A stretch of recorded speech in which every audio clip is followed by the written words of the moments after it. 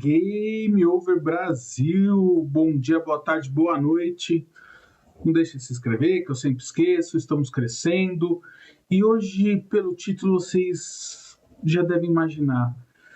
Se tudo é ditadura, nada é ditadura. A gente vai falar um pouco sobre o peso das palavras e hoje essa banalização de termos tão fortes e importantes para determinar coisas pelo mundo. Então, a gente vai falar sobre tudo isso, o que devemos fazer e a ética por trás de tudo isso. Muito obrigado, roda a vinheta e antes disso, deixe seu like. Sim, hoje se grita fogo no parquinho quando alguém acende um fósforo. Se diz ditadura para tudo e para todos. E quando nada é ditadura, a verdade bate a porta e a gente acha que é só mais uma briga na internet. Hoje eu quero muito falar de palavras e palavras com peso histórico. Ditadura, direitos humanos, genocídio, censura, golpe, viraram atalhos emocionais para ganhar debates no grito e, com isso, empobrecer a conversa. Confunde a audiência e desprestigia quem já sofreu disso tudo. E o significado real desses termos acabam sendo, no mínimo, menos verdadeiros ou com menos impacto do que realmente são. Uma palavra poderosa é como um botão de emergência. Você só pode apertar quando as coisas realmente estão acontecendo. Se apertar toda hora esses botões da sociedade, ninguém corre quando o incêndio for realmente de verdade, quando coisas realmente estão batendo a porta. Acontece que nas redes a lógica é totalmente ao contrária. O algoritmo premia exatamente os extremos. Isso é censura nas redes mais do que regra mal formulada ou decisão exagerada. A ditadura dá um clique que dá uma absoluta atratividade para tudo isso. E embora, né, tudo isso, a gente troca diagnóstico por rótulo, análise por metáfora, totalizante argumento errôneo. Vamos pelo começo, certo? Vamos tratar primeiro da ditadura. Não é o que você gosta ou não gosta do governo. Não é a maioria aprovando uma pauta de que você não goste. Não é a decisão judicial polêmica. Ditadura é fechamento de instituições. Suspensão de liberdades coletivas. Perseguição sistemática de um governo como um todo em cima da sua população. Concentração de poder em uma única pessoa ou num grupo. Que esse grupo controla o orçamento, controla a polícia, controla todos os estados, todos os governadores, controla-se tudo. Isso é ditadura. Pessoas somem na ditadura. Pessoas não têm direito a falar na ditadura num nível extraordinário. Isso é ditadura. Ditadura não tem juiz, júri. Ditadura, as pessoas somem. As pessoas são proibidas de falar de uma maneira coercitiva.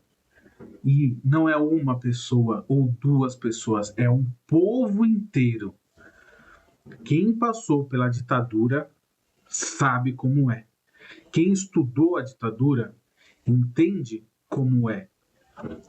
E ficar gritando ditadura, ditadura, ditadura para qualquer coisa enfraquece o termo.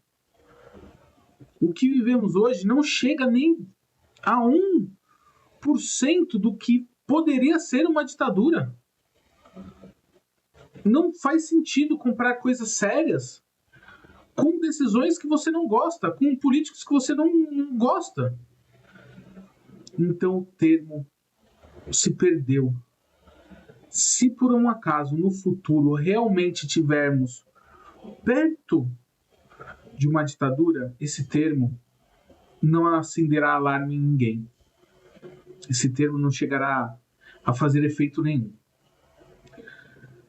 Direitos humanos não são direitos de bandidos. Direitos humanos são travas mínimas que protegem qualquer pessoa da arbitrariedade, inclusive você e eu. Valem para inocentes, para culpados, porque o limite de poder do Estado não pode depender simplesmente que temos ou que não temos afeto pelo réu. Os direitos humanos não podem depender de quem é o acusado. Quando alguém diz direitos humanos só para humanos direitos, eu vou te explicar o que realmente essa pessoa quer dizer. Ele quer um Estado que escolhe a dedo quem merece proteção. Isso já deu errado demais na história.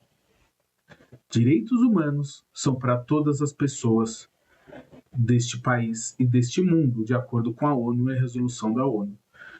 Então, não, a gente não pode escolher quem é que tem direito a ser tratado bem, quem é que tem direito aos direitos humanos. A partir do momento que nós, como sociedade, colocamos essa definição que vamos escolher quem tem direitos humanos e quem não tem, provavelmente erraremos, e erraremos feios. Ou todos nós temos os mesmos direitos, ou ninguém tem nenhum direito. E aí a gente volta à ditadura. A ditadura escolhe quem é que tem direito e quem não tem, baseado na vontade e não na lei. E vamos a outro termo que hoje, a censura. Uau! Censura e censura e censura.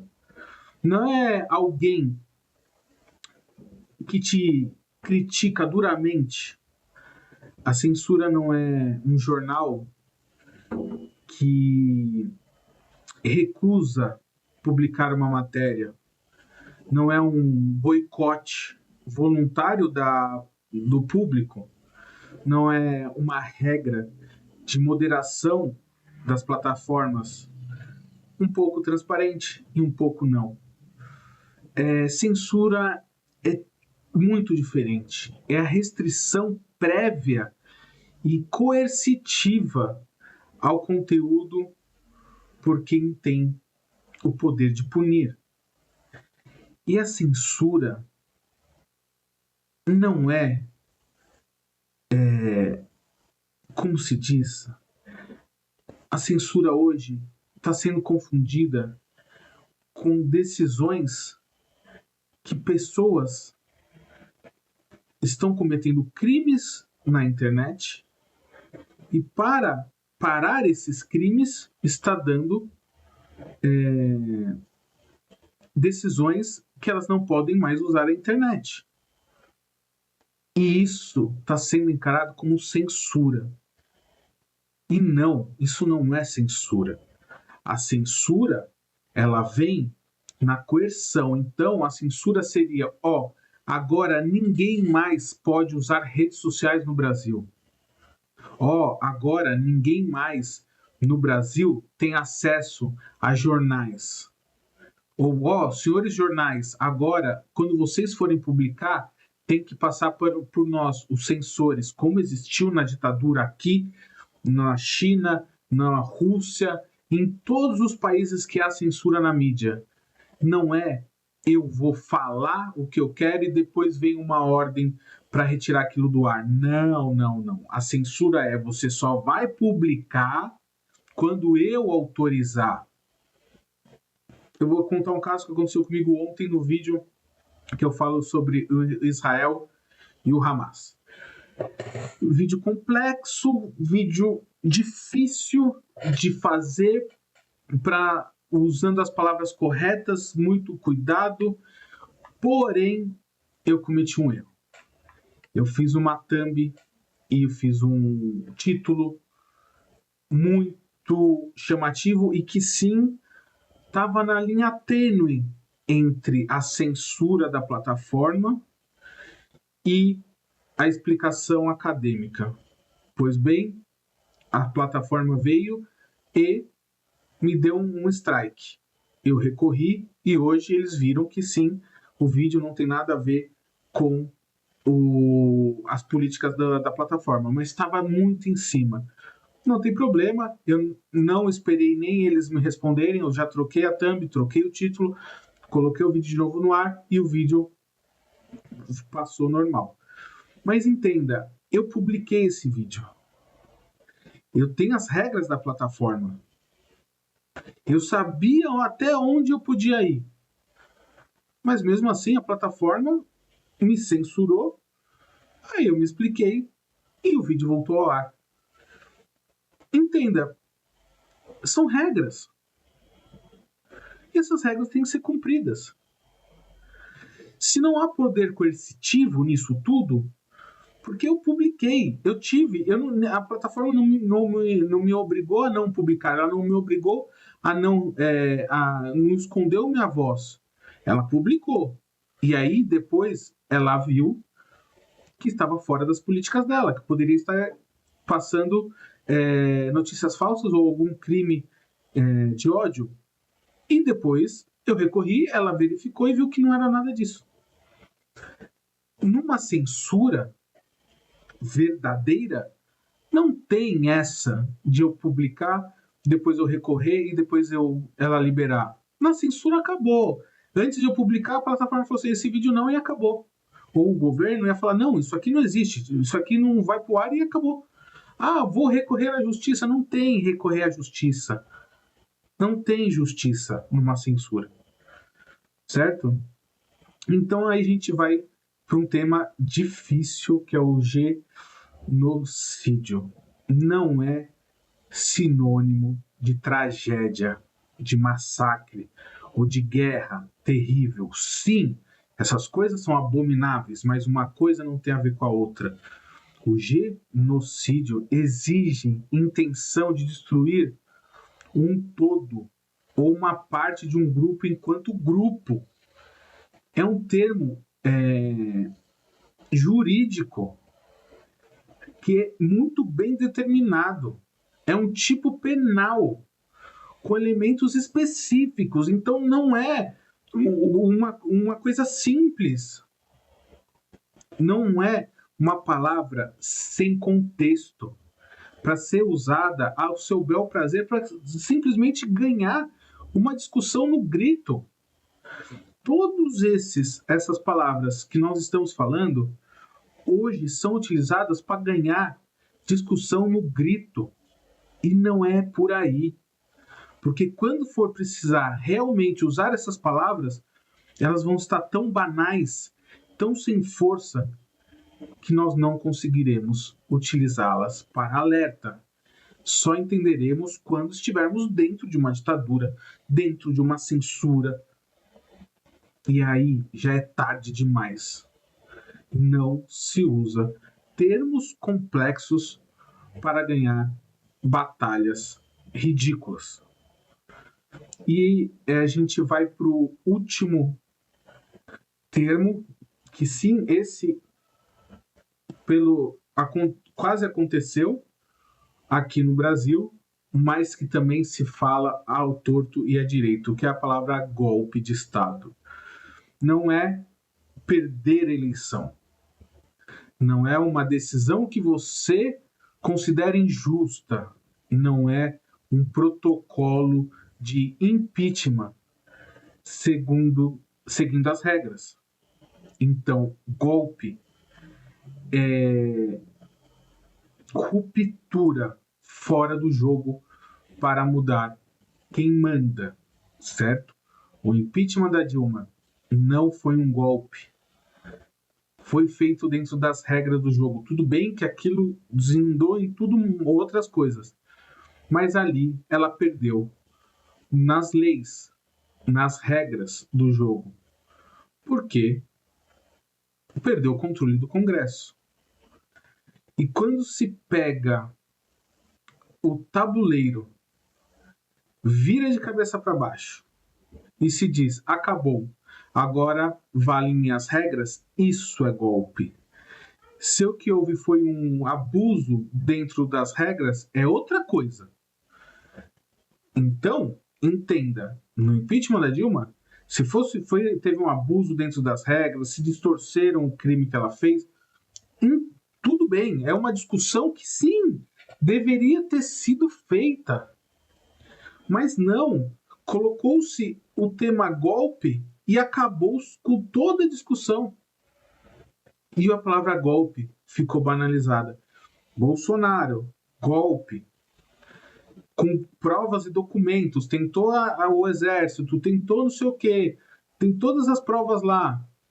Planejaram o sequestro, morte de ministro, de presidente, de vice-presidente. A BIM monitorou amigos, ministros, deputados, jornalistas, tudo isso documentado. Aquilo sim foi uma tentativa de golpe, com minuta do golpe e tudo mais. Ali, os termos estão corretos. Então, mas já não estava, a palavra golpe já estava banalizada, porque foi utilizada quando a Dilma perdeu o impeachment, tanto que depois de um tempo se banalizou, entendeu? Esse é o exemplo mais prático que nós temos. Por que essas inflações semânticas ou banalizações de palavras acontecem? Porque funciona. É simples assim. Palavras pesadas são atalhos que iniciam repertório afetivo, coletivo. Então, o que acontece? Você escuta golpe, você já tem uma memória afetiva, ou você escuta direitos humanos, você já tem uma preconcepção. Ah, estamos sem direitos humanos, então você já sabe que a coisa é ruim. Ditadura, poxa, você já sabe que aquilo é ruim, então você ganha tudo isso pelo medo coletivo. Quando eu digo ditadura, eu não preciso explicar o que está acontecendo. Eu convoco memórias, medos, filmes que você já viu sobre o assunto, livros que você já leu, seus avós, seus pais, tudo que você já tem de pré-concebido sobre aquilo, você já entende, você não precisa que as pessoas te expliquem o que está acontecendo. E nem é ditadura, nem é, mas, pô, eu preciso ganhar esse debate e isso dá engajamento. É óbvio que dá engajamento, o problema é o custo disso, como a gente já conversou. Cansamos de ouvir em público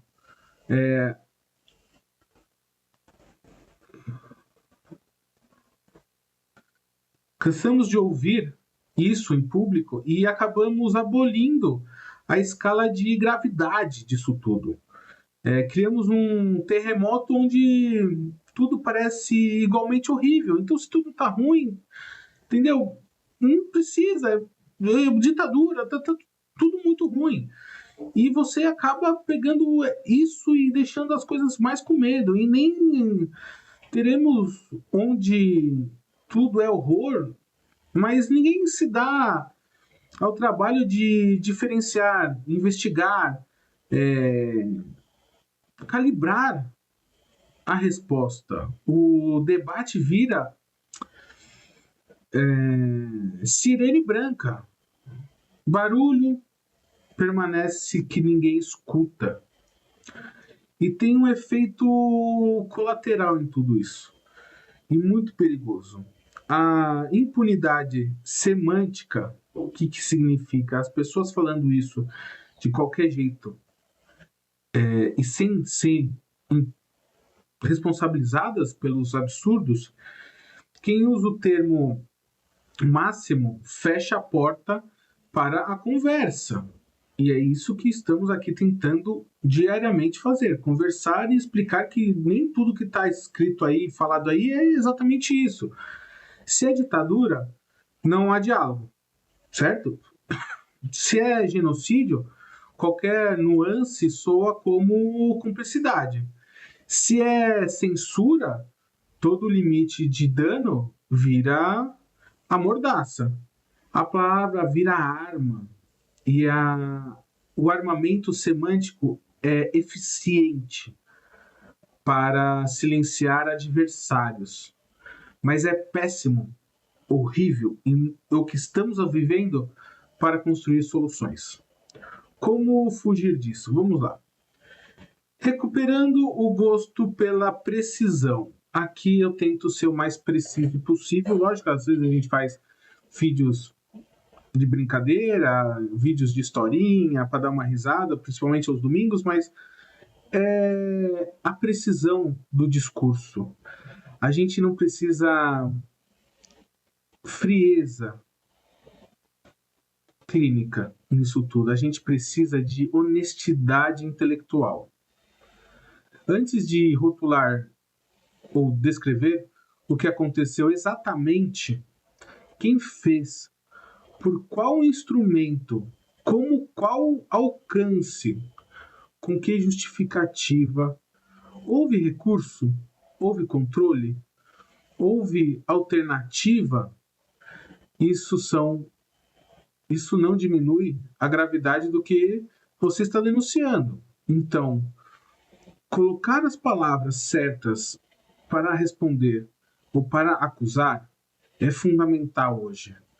Eu vou te explicar. Acusado pela mídia e vídeos e tudo mais, uma pessoa é acusada de genocídio. Você quer o crime mais abismal, mais tenebroso para essa pessoa. Concordo. Mas genocídio é um termo jurídico. E se não se encaixar na descrição do crime, não será condenado por aquele crime. Vai ser condenado por outros crimes. Vai ser condenado por várias outras acusações, mas por aquele não. E o que vai sair na mídia é justamente tal pessoa não foi condenada por esse crime. E isso gera clique. Mas gera clique porque não foi explicado, não foi contextualizado quem fez, por qual motivo, com qual alcance. Tudo isso depende da variação da palavra que você vai colocar. E isso gera clique, mas gera frustração. Essa frustração gera um ódio pelos juízes. Mas os juízes estão seguindo as leis, se isso não estava na lei. Então, esse é um dos motivos. Vale um teste rápido. O teste da palavra pesada. Primeiro, a descrição bate nos elementos do termo?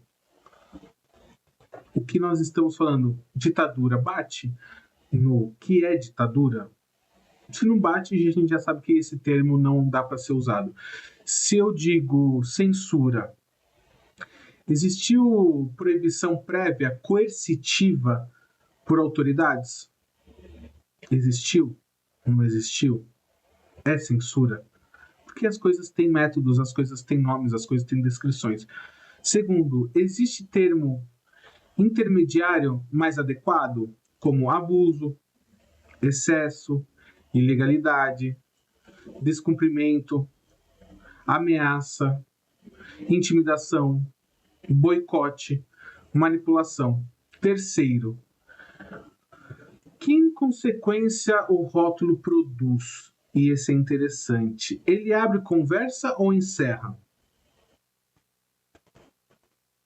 Importantíssimo. Nós queremos sempre lacrar ou queremos evoluir? A partir do momento que você rotula alguém como censor, acabou-se toda a discussão. Ponto.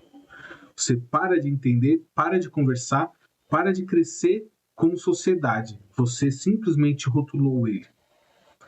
Quarto, estou usando a palavra para iluminar ou para humilhar a pessoa? Se é para humilhar, talvez eu esteja em campanha, não em debate. E a partir do momento que nós esquecemos os termos e passamos a rotular as pessoas com esses termos, nós não estamos querendo crescer como sociedade. Estamos querendo torcer para um lado ou para o outro. E tá tudo bem. Se você quer ser torcedor, tudo bem. Mas pelo menos não se deixe ser levado como massa de manobra de pessoas que não explicam o que defendem. Porque esses termos são muito bons para depois mudar totalmente a visão do movimento. Digo direitos humanos. Direitos humanos para humanos direitos era um slogan do bolsonarismo. Penas duras para pessoas que cometem crimes, temos que diminuir a maioridade penal, aumentar o tempo máximo na cadeia, tudo discussões políticas corretas, aumentar o tempo na cadeia, aumentar as penas, não sei o que lá. Quando nós cometemos os crimes, os direitos humanos para humanos direitos viram mais direitos para nós e menos para os outros. Porque o termo foi cooptado e não explicado. E a partir do momento que eu cometo crime, o termo não era muito explicado, vira outra coisa e vira um jeito de manipular as pessoas. Outro caminho é relembrar que moral e legal não são sinônimos. Perfeito. Há atos legais que são imorais e há atos ilegais que não são monstruosos.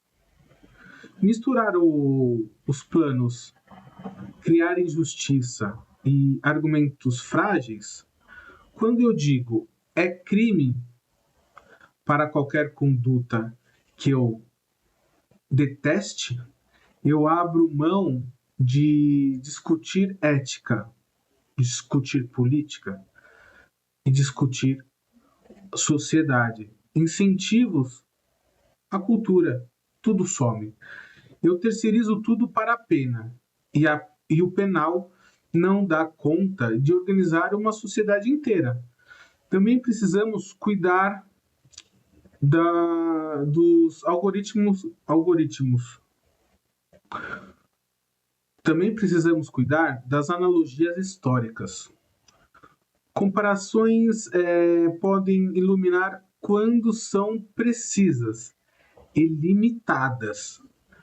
Mas usar, como eu usei ontem e disse, que é o regime da Segunda Guerra Mundial contra os judeus, ou o comunismo como espantalho, como simples retórica, empobrecem o debate e desrespeitam a memória de quem passou por isso. O sofrimento real, ele é jogado de lado. O que aconteceu na Segunda Guerra Mundial é horrível, é um absurdo. Tudo que os judeus passaram não tem como se descrever em palavras. em imagens, é totalmente indefensável o que eles sofreram. Eles merecem ter respeito por isso. E a comparação com o que eles sofreram é um desrespeito a tudo e a todos que faleceram e passaram por aquilo. Então essas comparações históricas têm que ser limitadas, têm que ser eticamente contestadas e não podem ser barganha ou palavras para lacrar uma conversa, para rotular uma pessoa, porque isso diminui o debate em muito, muito, muito, muito, muito, muito. O que aconteceu na União Soviética, na Alemanha, tudo são coisas que pessoas passaram e sofreram. Então não devem ser comparadas assim, simples, fácil, sem contexto, sem explicação. Existe ainda um fator estrutural, que são o designer das plataformas, o ambiente que engaja quando você é polêmico, que engaja quando você lacra. Isso são termos que nós, como usuários, precisamos entender. Eu sei que às vezes você vê um vídeo usando todos esses termos juntos para definir uma pessoa, e todos esses termos são usados para mexer nos seus sentimentos, como a gente falou. Você fala comunismo, você nem sabe muito bem o que é, mas todo mundo odeia, você já odeia. Você fala censura, pô, você nunca viveu censura, mas você já odeia porque você gosta de ser livre. E você fala em golpe, você já não gosta, você já em tudo isso gera sentimentos. Esses vídeos são muito bons nisso. Mas a ideia de mexer com seus sentimentos em discursos políticos nunca é um bom caminho para uma democracia saudável. Agora vamos ao bolso do apresentador. Como eu penso tudo isso? Como eu transformo essas conversas em práticas cotidianas? Na próxima vez que você assistir um vídeo meu, você vai perceber que eu tento explicar o máximo possível e não usar essas palavras que lacram. Afinal de contas, quando for necessário realmente usar a palavra golpe, ditadura, eu irei usar. Mas enquanto não tiver os mecanismos que realmente fazem jus a utilizar, eu não vou gritar fogo na floresta. Enquanto eu realmente não ver uma censura prévia, coercitiva, nos meios de comunicação, nos meios de internet, eu não vou gritar censura. Essas são coisas e palavras que devem se manter com força e parar, né, de ser gritadas a todo momento. E por favor, lembre que ditadura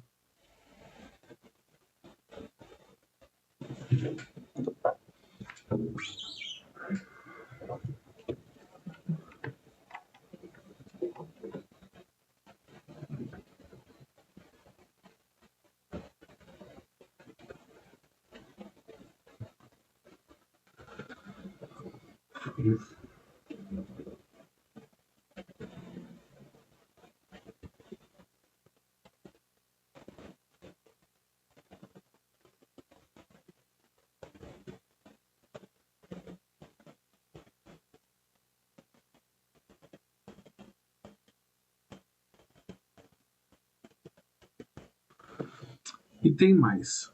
Não caia no truque do se você não chama X de corrupto, se você não chama X de golpista, se você não chama X de genocida, você está justificando essa pessoa.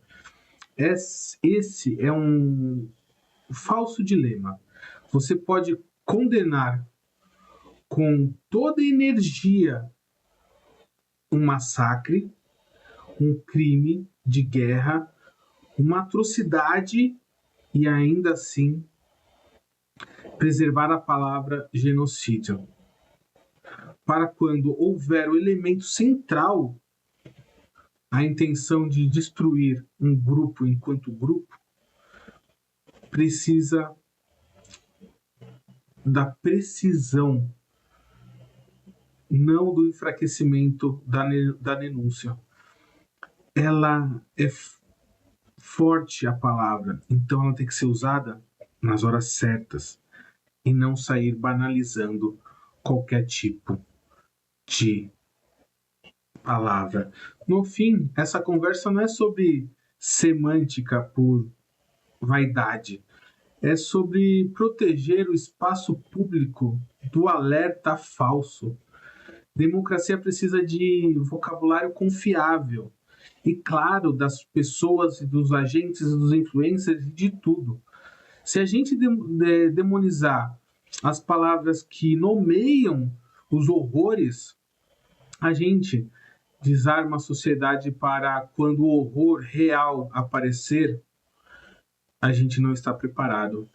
Quem viveu censura real, tortura real, ditadura real, sabe a diferença na pele.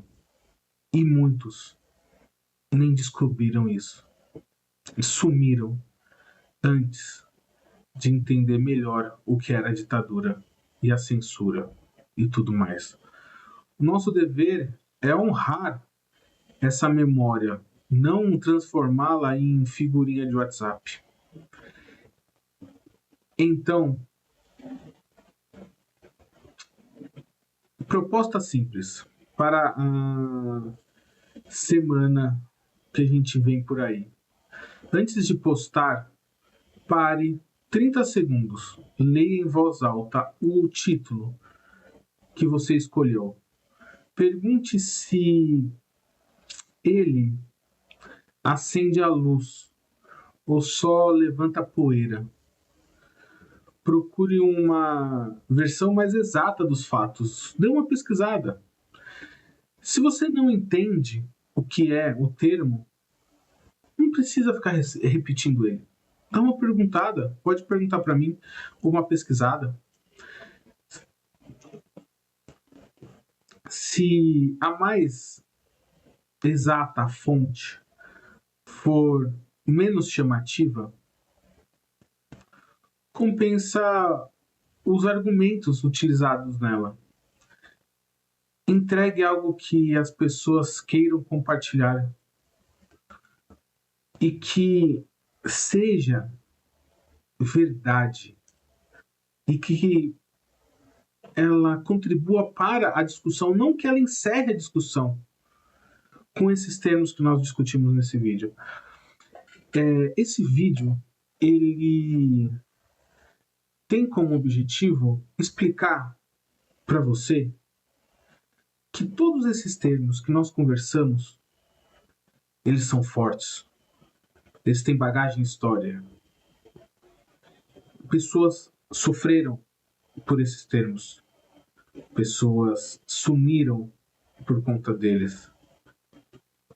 Pessoas que nós devemos honrar e não utilizá-los para ganhar qualquer discussão, pelo simples motivo que os nossos argumentos são fracos.